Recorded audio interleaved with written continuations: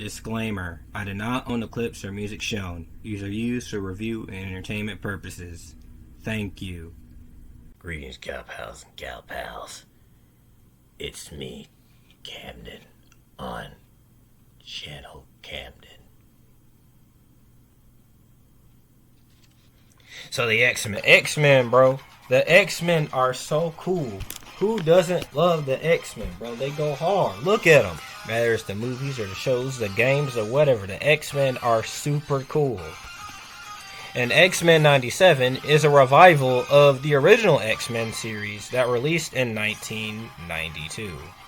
And X-Men, the animated series, was really good. Had great character development, had great action, and it was all around just a fun show. And it also pushed the envelope a little bit and did things other animated shows at the time did not really do. It talked about bigotry and like prejudice. In X-Men, I mean, these allegories are definitely not obvious at all. They are not that obvious. These scenes are not very obvious at all. And it's crazy how in the Marvel Universe, you know, when you were born with your powers and not just get them from some accident, like Spider-Man and the Fantastic Four, you'll just get hated on. People will hate you for some reason. I mean, when just any other superhero saves their average civilian, they're just all, oh, thank you, Spider-Man. You saved my 15 kids from a burning building. Oh my gosh, thank you very much. Love you very much. Thank you to Captain America and Daredevil. Oh my Lord, love y'all very much. Love y'all. Be them when Colossus or Cyclops saves them. Get out of here! Get out of here! Y'all disgusting, dirty, y'all don't like that. Get down with the mutants! Down with the mutants! Down with the mutants! It's pretty much the equivalent of this. Why won't you adopt me? Because you're black! I mean, yeah, like, it was great. And when I first heard about them reviving the series, I was like, okay, I mean, that's cool, I guess. A little nostalgic throwback. I guess that's fine. I guess Disney is warming up for whenever they show up in the MCU. I guess that's cool. It's going to be something, nothing more, nothing less. I guess that's what I couldn't be any more wrong. It became something much more. It's insane how every week I was waiting for the next X-Men episode. I was just, oh Lord, I just can't wait. I just can't wait. What happens in X-Men, bro? I just can't wait. Of course, the theme song. Oh, the theme song. Just the theme song.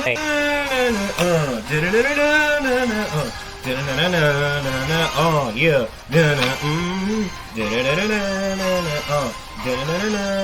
The show would take place in 2024 or further, where they're all really old. The X-Men, they're really old.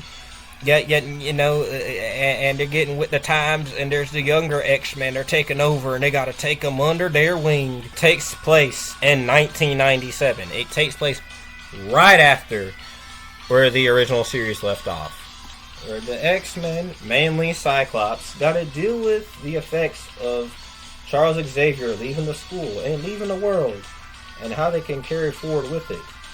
And after Charles left with his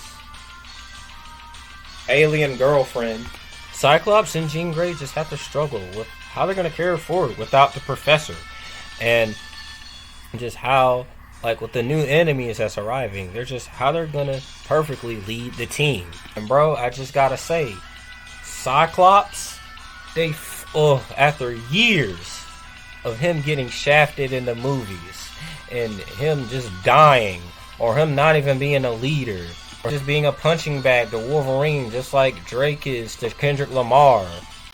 It feels nice to see Cyclops be respected. And this is the most comic accurate Scott Summers we have ever had. It took them this long for us. Why did it take them this long for this to happen? Like, bro, he stands on business. He's like, come on, we got to get this done, team. We got to take this guy down. We got to do whatever we need to do. We need to stop playing around. With him getting mad at the news reporter, because he's generally a nice, understanding guy. but there's a little edge to him. We're normal. You're ungrateful. We fight, risk our lives for you. Evil mutants, robots, crazy aliens. I gave him up. I gave him up because you can't say thank you. Because I have to stomach your questions and prove that I'm a person. I lie because the truth is we're nothing like you. Thank God, because it's the only reason you people are still alive. You just gotta say, these leaders are generally good people, but once you mess with them, they'll mess with you. Jean Grey, she has her own struggles, and it isn't only a certain alien firebird all the time, or a never-ending love triangle. I don't know. I mean, there's easily a way they could solve it. You know, just a very easy way they could solve problems with the clone, Madeline Pryor, and if she's truly the mother of Cable. Cable is a really cool character, and I'll love to see what they'll do with him in the future in this series. And I also love how he kind of sounds like Josh Brolin. And the other characters are really good. You also have Morph, who's hilarious in this show. I did not expect them to be this funny. And this, the person that just the same one that died in like the first episode of the original and then became like a zombie. And also cameos. The power of shape-shifting, so you can shape-shift into cameos. You also can do that. And you also have Beast. Beast is really well done. He's great. Just oh my stars and garters. Beast is awesome. You also have Jubilee, who's older. She's a little more mature. She's giving advice to the new character, Sunspot. Alright. I wonder what they'll go with them in season 2 and onwards. But Jubilee, she's pretty cool, and she has more of a presence during the fight scenes. And also, there's one episode where she fights inside of a video game, and if you are a hardcore X-Men fan or Marvel fan or just love games from the 90s, you will definitely enjoy this episode. Crawler, bruh, Nightcrawler is so cool. I love Nightcrawler, one of my favorite mutants. I don't know what's with me and blue characters, but Nightcrawler is just that guy. Every scene he's in, I enjoy him. He's just enjoyable. He has so much charisma. His powers are cool. You just can't hate Nightcrawler. Of course, bub, we gotta talk about our old little 5'3" Canadian. I think my body's made out of adamantium as well. Wolverine, he's great in this show. He's awesome. Like, of course he is. I mean, he's Wolverine. Like, he's literally the poster boy of the X-Men. Like I mean, of course, he's awesome. But also, he doesn't take over too much. He has a lot of moments where he shines, but he isn't, like, to the main point where it's just hogging the... Because I love most of the X-Men movies, but, bro... Like, we get it. Like, okay, like we love Wolverine. We do. But can we focus on the other X-Men as well? Like, it's called X-Men. It didn't just call Wolverine. You gotta focus on the other ones, too. You can't just put other mutants to the shaft and kill them off all the time. But Wolverine is great in this show. He's just awesome. And Cal Dodd does a great job voicing Wolverine. Y'all love to talk about y'all Hugh Jackmans and y'all Steve Blums, but Cal Dodd is also great. Hey dog, you get some ice cream? Only a spoonful. Fight scene with Wolverine and Nightcrawler, and it's just where they're just fighting the human Sentinels. It's just immaculate. Such a great fight scene. My two favorite X-Men, they're just taking them all on. The way they were moving is insane. It's crazy.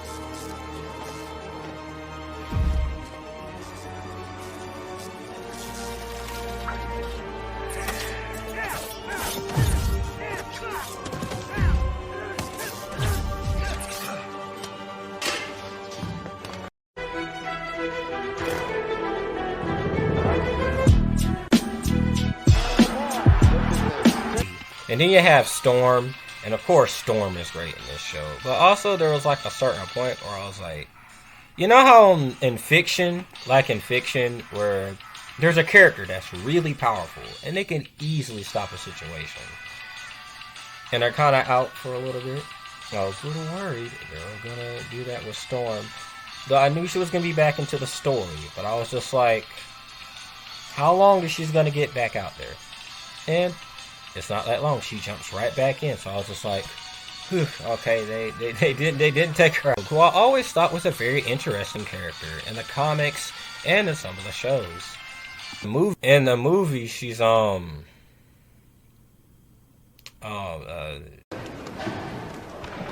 Okay. A completely fictional character. And younger me knew this too. But regardless, I had I kinda had a crush on Rose. My whole life is changed since you came in. I knew back then you were that special. One of the main storylines with her are they adapt something I didn't think they were gonna adapt from the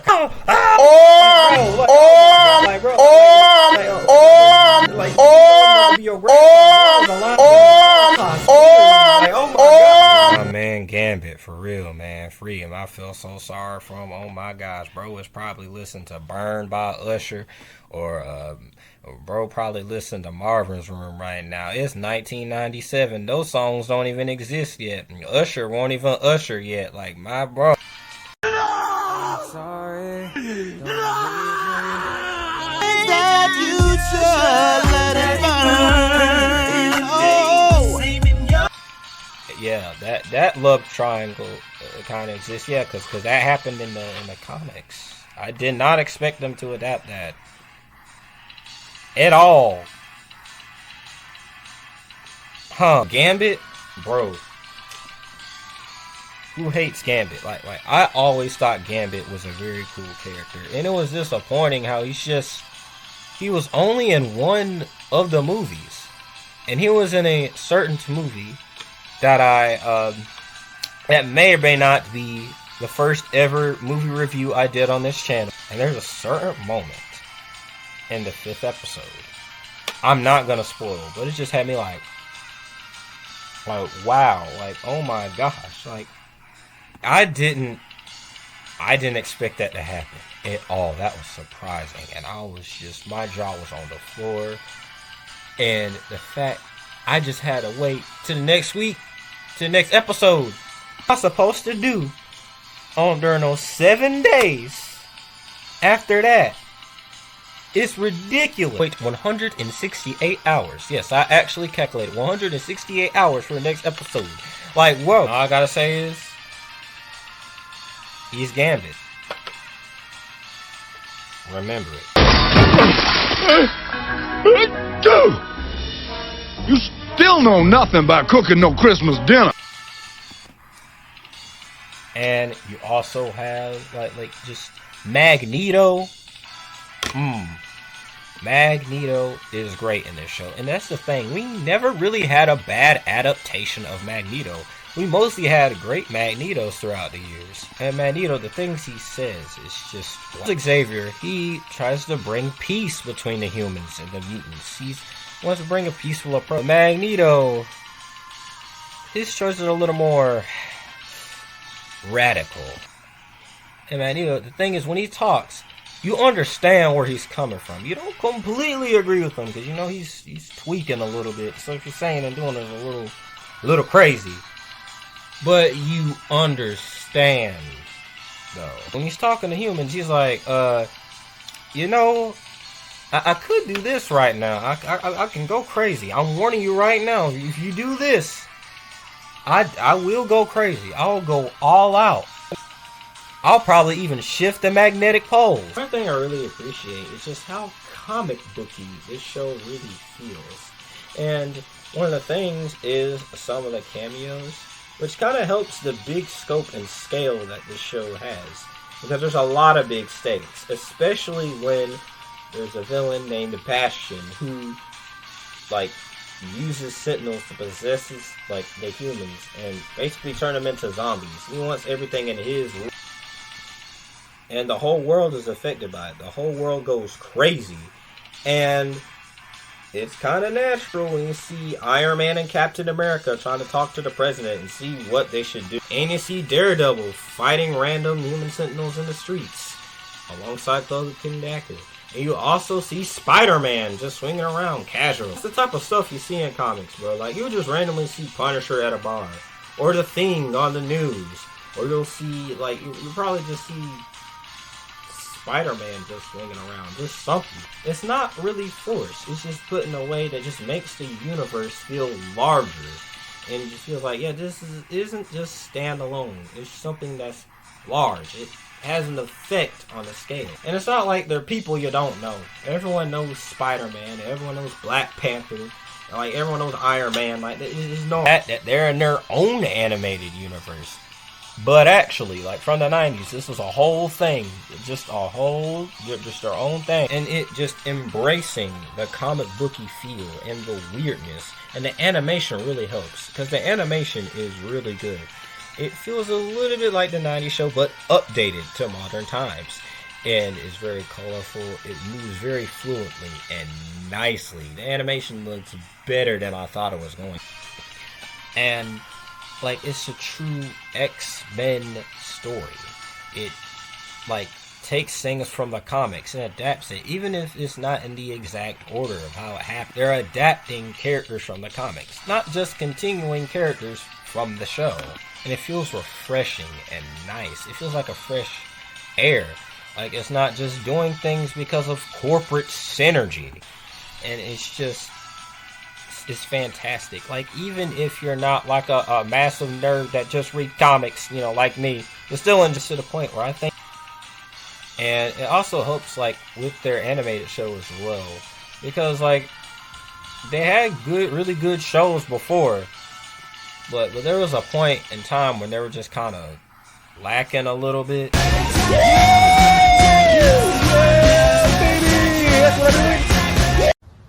This is not a banger. This is not a banger. And I know bangers.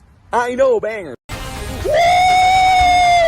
Yeah, baby! That's what I've been waiting. Non-surprisingly, I give this show 10 donuts. It's amazing. It's immaculate. It's great. Every single episode is heat. It's great. I highly recommend watching it. It's really enjoyable and it's really fun. I just love it so much. And it's nice to see the X-Men, like, back into action and stuff. And something of their own. It's like, yeah, I love my Avengers and Spider-Man. But it's the X-Men time. It's time for them to shine. I can't wait until season 2. And it ends on a cliffhanger. I actually can't wait for season 2. I cannot wait. And I can't wait to see what more they'll do with the story. Alright, hold on. Where is this thing? Great animate. Great animation. Great action, great characters, great writing. I'm just and also great drama and stuff because it's this mess is messier than a Tyler Perry. Anyway, bubs, hope you like, comment, not a mean comment, and subscribe. And if you don't. Wolverine, Super Mega Death Machine. Gambit's cards are really keen, shine like rubies. Cyclops always leads the team, while sometimes making out with